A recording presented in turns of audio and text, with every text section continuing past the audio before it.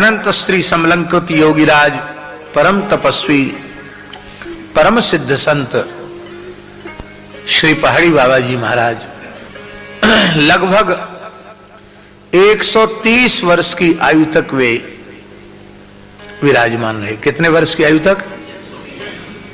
और उस समय भी वो गर्जना करते थे, ललकार करते थे तो अच्छे पहलवान के कपड़े खराब हो जाएं। इतना सिंह जैसी गर्जना थी उनकी। आहार कितना सूक्ष्म था। दिन में 1-1.5 छटाक साग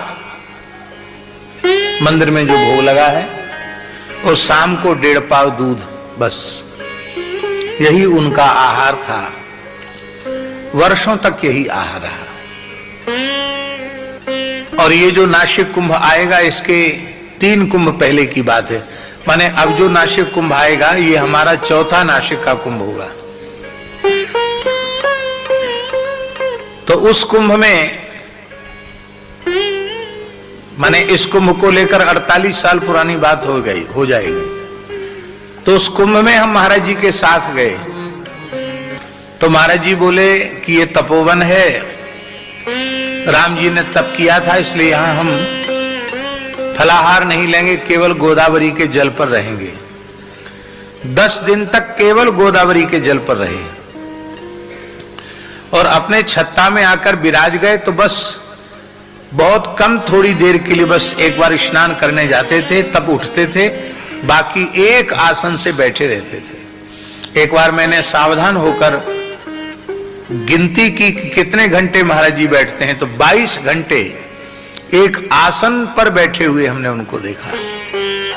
2 घंटे के लिए तो हम एकदम बेहोश जैसे हो गए, सो गए, पर हम सो के जगह तो देखा महाराज जी वैसे ही बैठे। इसका मतलब है वो 10 दिन तक लेटे ही नहीं।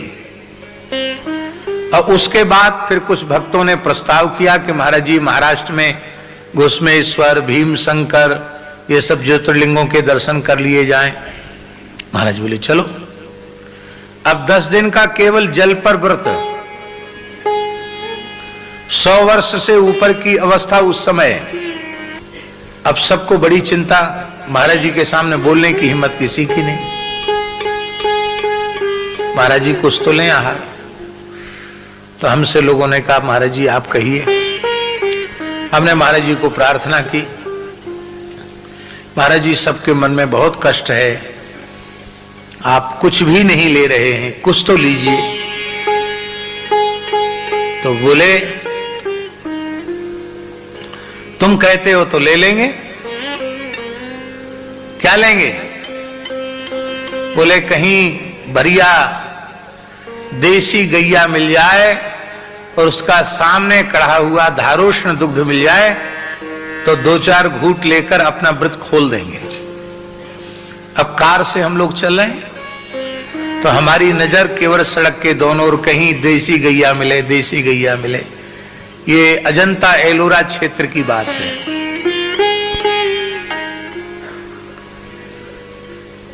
वहीं घुसमेश्वर है।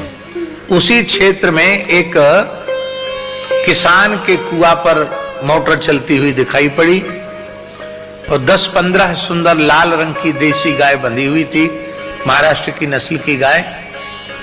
देखती हमने कहा रोको गाड़ी। गाड़ी रोकी। महाराज जी अपने आप गाड़ी से उतर करके भीतर पहुंच गए। ऐसे महान दिव्य संत को देखकर वो तो अवाक रह गया किसान। उसने साष्टांग प्रणाम किया और अपनी पुरानी सी गूदड़ी बिछा दी। महाराज जी किसी के वस्त्र का स्पर्श नहीं करते थे, पर उसी गूदड़ी पर हमने आसन बिछा दी महाराज जी की आज्ञा से, और महाराज जी उसी पर बैठ गए। बोले कितने बजे दूध काटते हो? कि बस महाराज गैया लगाने का समय है। तो कुआं के जल से हाथ पैर धोए, मुख धोए, मस्तक धोया, मुख धोया महाराज जी ने, आराम से बैठ गए। दूध काढ़ा, थोड़ा सा दूध लिया उन्होंने, अपने लकड़ी का नारियल का पात्र था उसमें थोड़ा सा दूध लिया, फिर हमने लिया, साथ में कुछ सेवक लोग थे। तो महाराज जी बोले देखो तुम लोग गृहस्थी हो, मुफ्त में दूध पियोगे ना तो आंख फाड़ के निकल जाएगा। इसलिए किसान की सेवा करो, सेवा करो। सेठों से कहा कि तुम मुफ्त में मत पीना, हम तो बाबा जी, हम लोग तो भिक्षा से गुजारा करते हैं। सब ने उसकी कुछ भेंट की, बहुत संकोच में पड़ गया। बोले नहीं नहीं, गौ सेवा में लगा देना। फिर अपनी झोली में हाथ डाला, जितना पैसा निकला गिने मुने देखे बिना सब दे लो, गौ सेवा में लगा देना। रोने लग गया वो व्यक्ति बुढ़ा, महाराज हम कैसे लें? अरे बोले नहीं, गैया की सेवा में लगा, और तुम्हारी जहां इच्छा हो वहां लगा। लगभग पौन घंटे महाराज जी वहां विराजे और चल पड़े।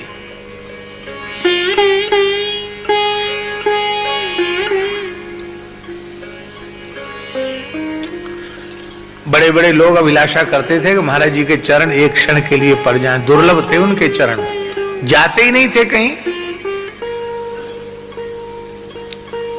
और उस व्यक्ति ने कौन सी तपस्या की थी, कौन सी प्रार्थना करने गया कि आप हमारे यहां आकर विराजिए? किसी को चरण नहीं छूने देते थे। उसके पूरे घर परिवार ने चरण पे मस्तक रख रख के प्रणाम किया, सबको आशीर्वाद भी दिया। तो हमको समझ में आया कि यह केवल गौ माता की महिमा, जिसके कारण ऐसे महान सिद्ध संत उसके अतिथि बन गए।